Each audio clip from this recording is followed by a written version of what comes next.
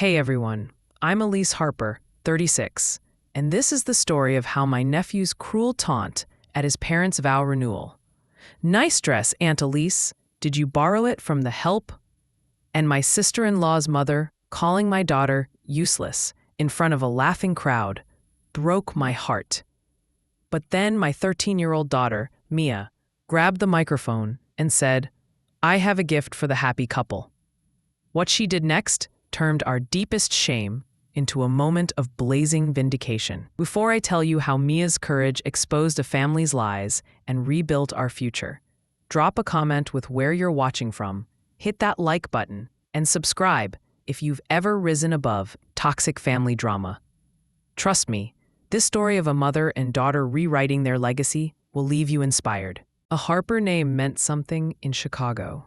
My father, Walter Harper, started as a carpenter and built Harper Construction into a powerhouse, erecting half the city's skyline.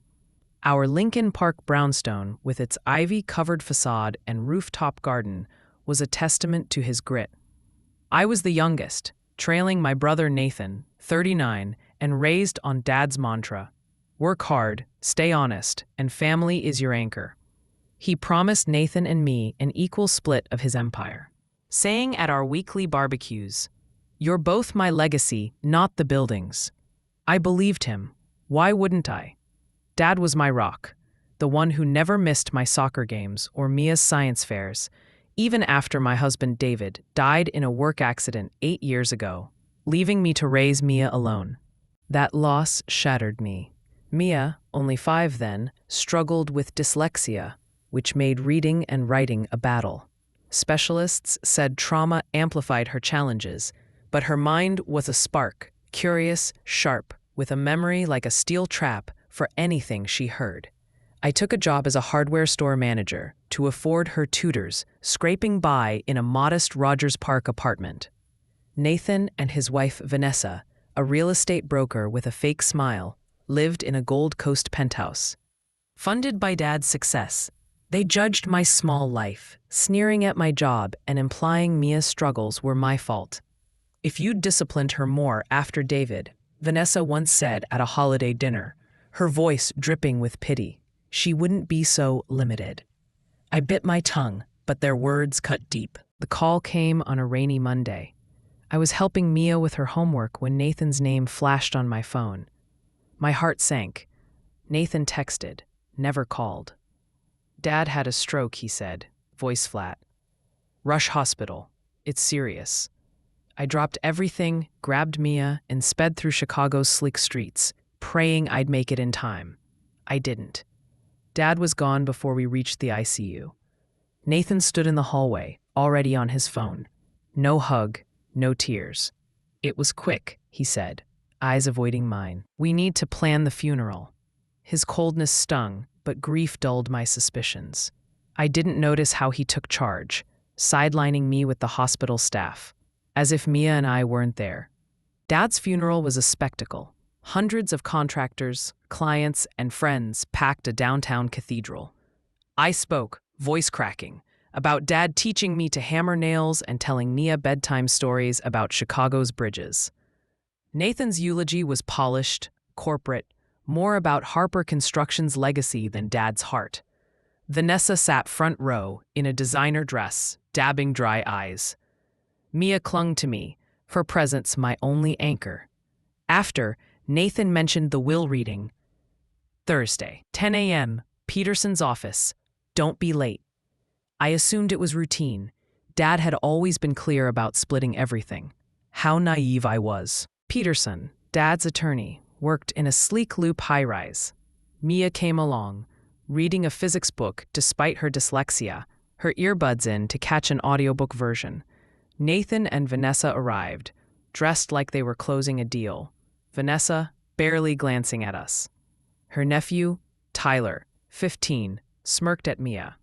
"Still need audiobooks to read, huh?" Mia ignored him, but I saw her flinch. In Peterson's office, surrounded by mahogany and leather, he opened Dad's will, dated 3 months before his death. "I, Walter Thomas Harper, bequeath my entire estate, business, properties, accounts, valued at $3.2 million, to my son, Nathan James Harper. The words hit like a freight train. Mia gasped, grabbing my hand. What? I stammered. Dad said it'd be equal, always. Nathan leaned back, calm. Dad reconsidered. He worried about your choices, Elise. Single mom, low-paying job, Mia's issues. He thought I'd manage it better, maybe set up a trust for you two later. Vanessa nodded, her pitying smile razor-sharp. It's about ensuring Mia's future, Elise. You've struggled. I turned to Peterson. This isn't right. Dad would never cut us out. He adjusted his glasses. The will's valid, signed with a doctor's competency note. Contesting it could cost $75,000, with slim odds. 3 months ago, Dad had a minor stroke. Nathan had visited him alone, claiming it was no big deal. Now I wondered, was he medicated when he signed? I asked. Peterson hesitated. He was cleared as competent. Nathan's eyes narrowed. Are you accusing me of something? I stood, shaking. I'm saying Dad loved us equally. This isn't him. Mia tugged my sleeve, whispering, Mom, let's go. At home, I called Lisa Monroe, an estate lawyer I could barely afford. She confirmed Peterson's warning. Challenging the will was a long shot without proof of fraud. My savings, $4,000, wouldn't cover a week of legal fees. Mia found me crying that night. We don't need Grandpa's money, she said, her voice fierce. We've got each other. Her strength stopped me cold. You're right, I said. We'll build our own way. I decided to let it go, not for Nathan, but for Mia. Just spare her a bitter fight. We moved to a cheaper apartment in Uptown, trading memories of Dad's visits for a fresh start. I quit the hardware store, tired of Vanessa's friends' condescending glances, and took a job at a community center for kids with learning differences. The director, Rachel, saw Mia's potential, not her dyslexia. She's a problem solver, Rachel said. We just need to unlock her strengths. Mia's new school had teachers like Mr. Ellis who noticed her auditory memory. She recalls every lecture word for word, he told me. It's extraordinary. They adapted her tests to oral formats, and she thrived, her confidence blooming. At the community center, I met Zoe, a counselor who became family, inviting us to her kids' birthday parties. Families who shows up, she said, watching Mia play. I started a support group for parents of neurodiverse kids, finding community in shared struggles. Mia joined a science club, geeking out over quantum mechanics. We weren't rich, but we were whole. Mia's memory grew uncanny. She'd recite conversations from years ago, Dad promising us half his estate, verbatim, over Sunday ribs. He said, Elise, you and Nathan get equal shares, because you're both my heart, she told me one night, eyes blazing. Uncle Nathan lied. Her words rekindled my doubts, but I pushed them aside. We were moving forward, until an embossed invitation arrived for Nathan and Vanessa's 15th anniversary vow renewal. Why invite us? I asked Zoe, skeptical. To gloat, she replied, or rub your face in their charity. Mia, though, insisted we go. It's important, Mom, trust me. Her intensity unnerved me. She'd been secretive lately, whispering on phone calls, hiding her laptop screen. When I asked, she said, science project. I trusted her, but felt a storm brewing. We bought outfits at a thrift shop, me in a green dress Mr. Ellis once complimented, Mia in a navy blazer that made her look 16. The night before, I caught her with a folder of notes, recordings, and emails. What's this? I asked. She snapped it shut. For tomorrow. Her cryptic words echoed Dad. Sometimes you let people think they've won, so they reveal themselves. I pressed. Mia, no revenge. That's not us. She met my eyes. Not revenge, Mom. Truth. Her resolve scared me, but I let it go. She was my daughter, not my enemy. The vow renewal was at a swanky lakefront club, all chandeliers and lake views. Mia and I walked in, feeling like imposters among Chanel and Rolex.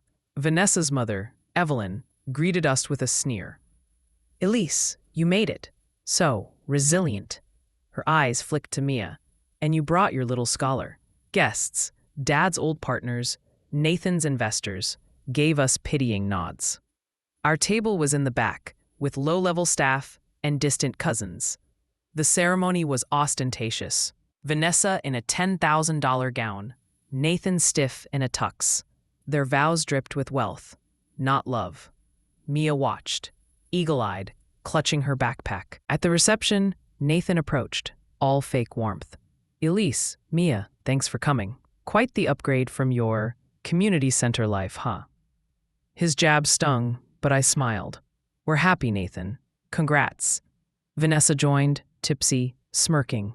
Nice dress, Elise. Borrow it from the help? Laughter rippled nearby. Before I could respond, Evelyn chimed in, loud enough for tables to hear.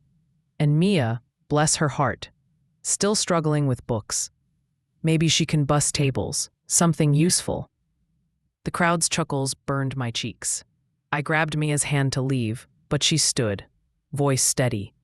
Can I use the mic? I have a gift for Aunt Vanessa. My stomach dropped. Mia, no, I hissed, but Mr. Ellis appeared, uninvited, whispering, let her do this. Mia strode to the stage, adjusting the microphone. The room hushed. Thanks for being here, she began, poised beyond her years. I'm Mia Harper, and I have a gift. The truth about my grandpa's will. Murmurs spread. She held up a recorder. I remember everything I hear. Like Uncle Nathan on March 3rd, when Grandpa was in the hospital. She played a clip. Nathan's voice, slick. Sign here, Dad. It's just business updates. Nothing big. Dad, groggy, can't think straight, Nathan. Nathan, trust me, it's fine. Mia stopped the tape. Does that sound like Grandpa choosing to disinherit us? Nathan froze, face ashen. Vanessa lunged. Turn that off. This is our day. Mia didn't flinch. Or this call, 2 weeks later. Another clip. Nathan. The will's unchanged, Dad.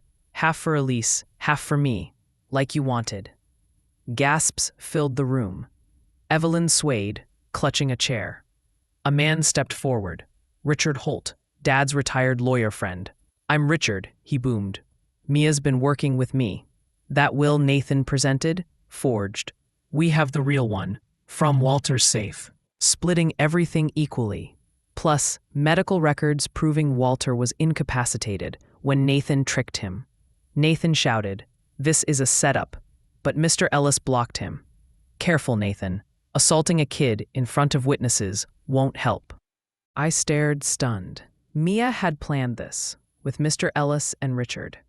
She'd recorded Nathan at family dinners, coffee shops, even tailing him with a hidden mic. I knew he lied, she told me later, in a quiet corner. Grandpa loved us. I had to prove it. Richard added. Her memory caught details no one else did. Dates, words, lies. She's a genius. Across the room, investors cornered Nathan, waving phones with emails Mia had sent, exposing his shady deals with Dad's money. Vanessa sobbed, her perfect night ruined. Evelyn fled. Guests streamed out, tweeting the scandal. Richard filed to overturn the fake will that day. The real one found in Dad's safe gave Mia and me our share, plus a trust for Mia's education. Nathan faced fraud and elder abuse charges. His company collapsed as investors bailed. Vanessa left him, moving to Miami. I used my inheritance to start the Walter Harper Learning Fund, supporting kids with dyslexia and unique gifts like Mia's. We bought a cozy wicker park house, where Mia set up her telescope. Mr. Ellis, Sam, became more than a friend, joining us for stargazing and eventually dates. A year later, at the fund's launch, Mia spoke to a crowd, her dyslexia no longer a shadow but a strength. Different isn't less, she said. It's just different. Evelyn came, apologized, and donated quietly. Nathan sent a check. Our full share, no note. Healing came in small steps, not grand gestures. As Mia showed Sam Saturn's rings that night, I knew Dad would be proud. Family isn't blood. It's who fights for you. Share your story of overcoming betrayal below. Like, subscribe, and hit the bell for more tales of triumph. I'm Elise Harper, and this is our truth. Build yours.